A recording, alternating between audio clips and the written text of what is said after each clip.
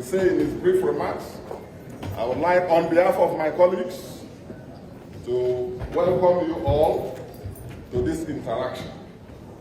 As you all know, we're here to get the views and ideas and perspectives and suggestions of you, our people, the people of the South-South zone, because you are the ones we are representing.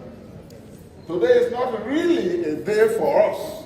So my colleagues and I will do more of listening. And on my part, as chairman of the caucus who has the honor to coordinate these activities and preside, will just be coordinating. But today and tomorrow are really your days. We are here to listen to you. We are familiar with our collective history in this country.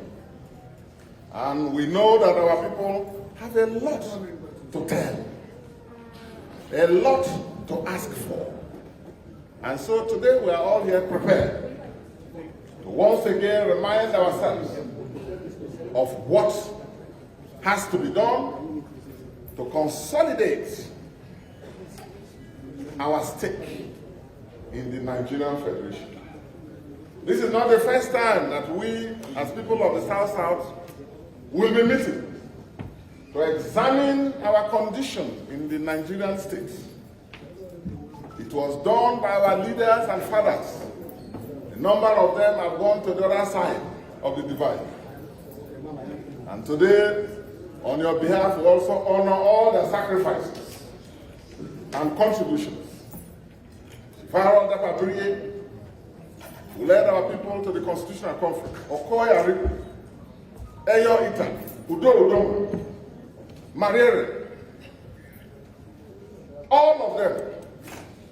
It's not exhaustive, but it's just to say that we are starting a tradition that our leaders started long ago.